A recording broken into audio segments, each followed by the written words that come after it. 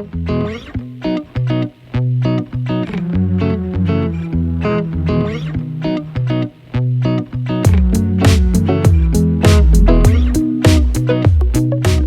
hello, everyone, and welcome to Listening to Lancaster. My name is Jonathan Russell. I'm with the Hourglass, and it is my pleasure to be here today with the Owl Hill Learning Center. I've got Meg Garrett and Marianne Garrett. So thanks so much for joining me.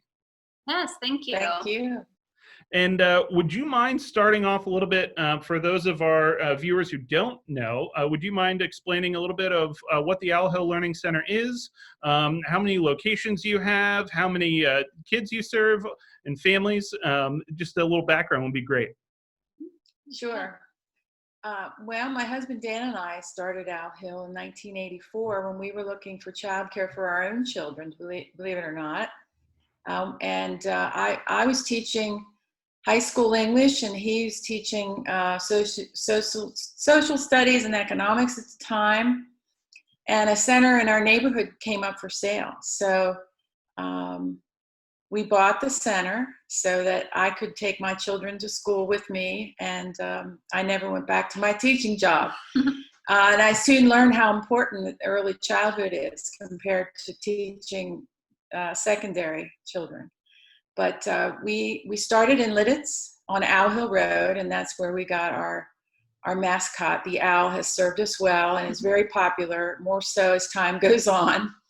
And we've had 7 or 8 different locations over the years, but right now we have 3 locations.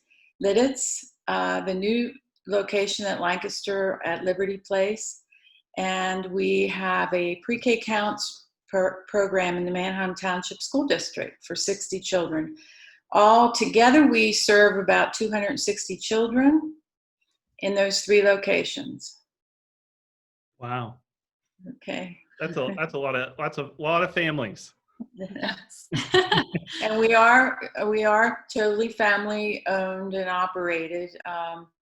My son Alex and Meg took over the Lancaster facility in 2015. So we're continuing the Garrett legacy in early childhood. Great. And you just moved locations in downtown Lancaster, is that right? You used to be across from the hospital and on Queen Street, and now you're at Liberty Place, is that right? Yes, so we used to be at North Queen.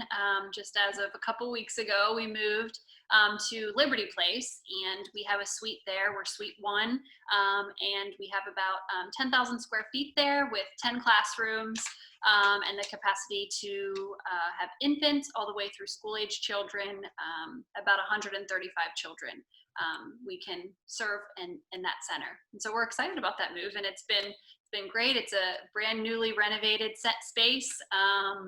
So basically it's in an older building, a historical building, but the space is completely brand new. Wow. And so is that an increase in children you're able to serve? Yeah, at our old site, we were about able to do about 100. Okay. So we've increased the capacity to be able to serve more of our community in Lancaster. That's great. And that location, there's a lot of startups in there. What about that location will change some of the folks that you are serving? What we liked about that location was the actual location. It's on that end of the city, so it's a little bit easier access to city residents, but also to residents outside of the city that are just Lancaster County residents. You can get to it right from Harrisburg Pike, Fruitville Pike, all of those. It's pretty easy access. We liked that it was still in the school district of Lancaster, and that we could renovate it and make it exactly what was going to fit our needs. We can have our playground right outside that we have access to. So it really was a great fit. We spent a while looking for a place.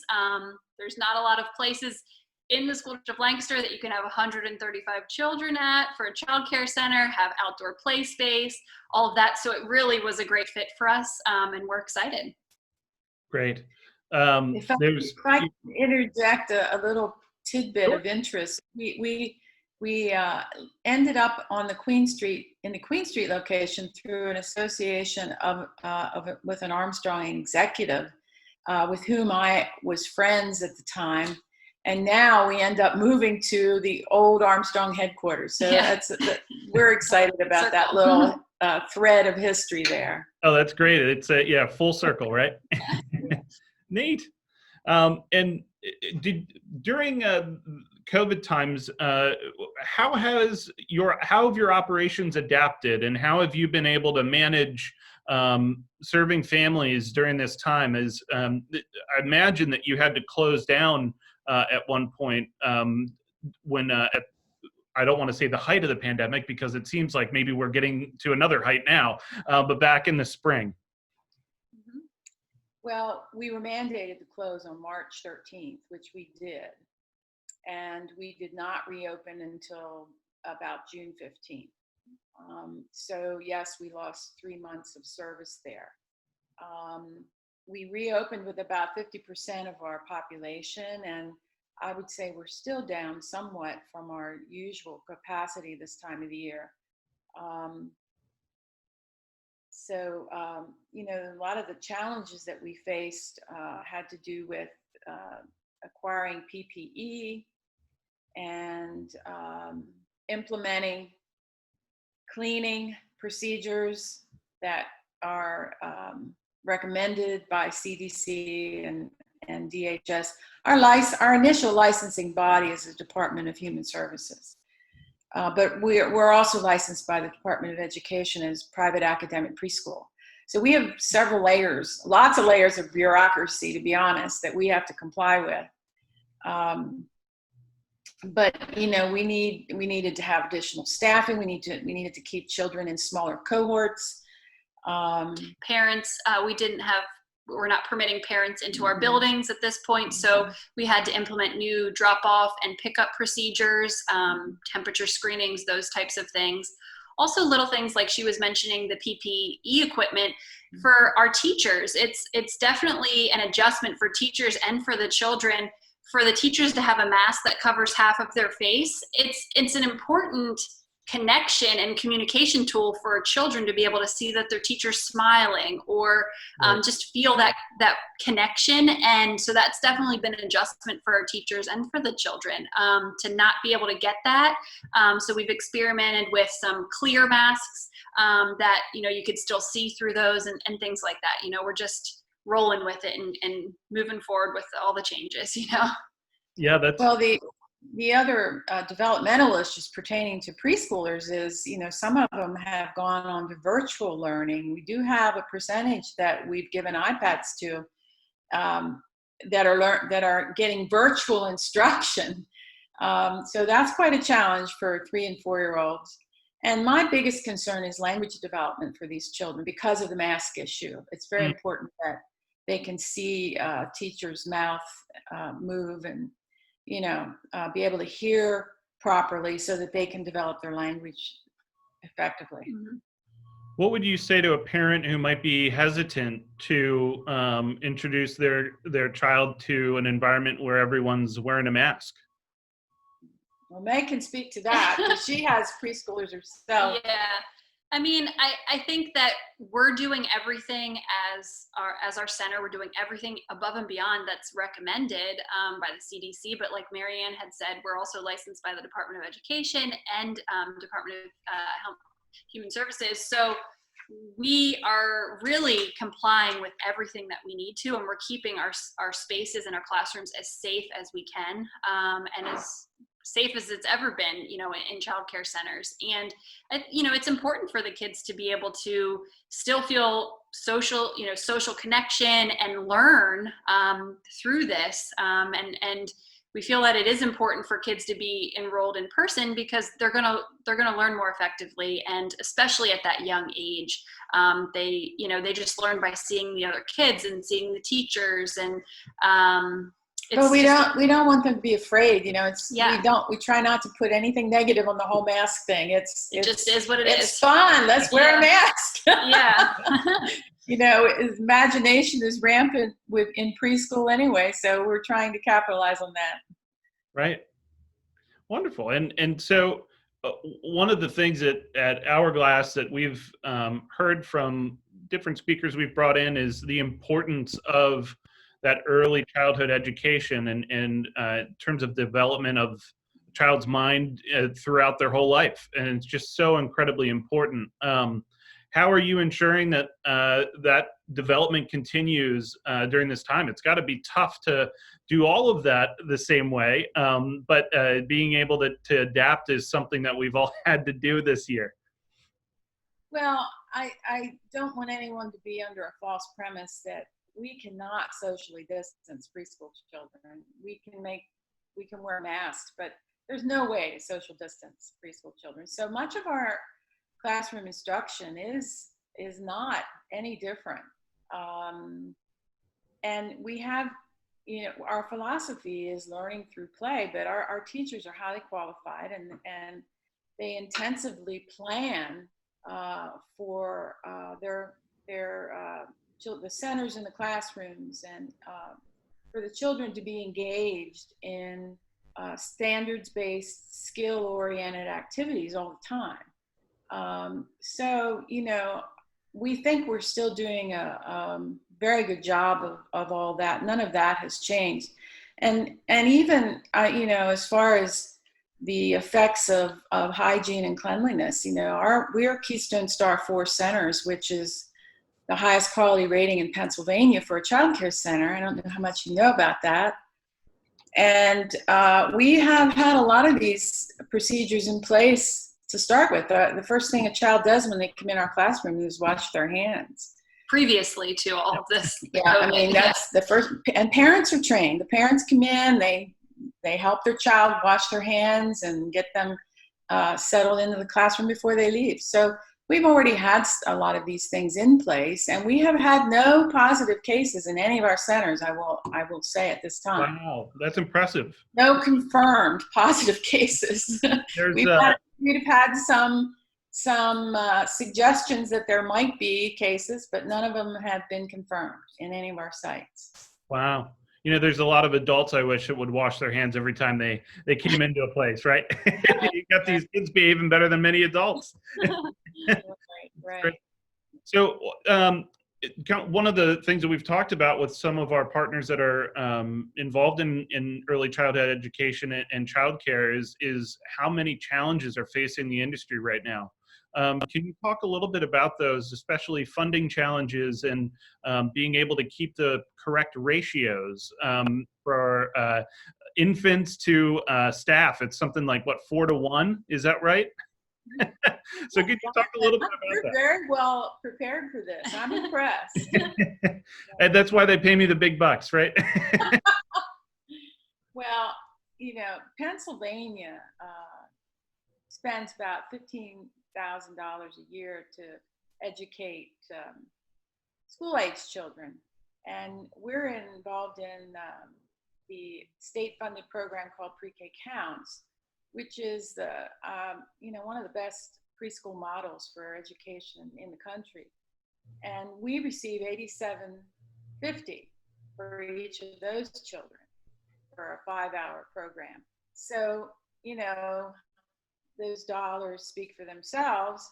We are expected to compete with public school teacher salaries for the people that we hire. But that's becoming increasingly difficult to do. So, we're looking for support from more support for state funding. And since we've been involved in Keystone Star since the early 2000s, all the Pennsylvania governors across party lines have continued to allocate more funds through the legislature for this program called Pre-K Counts and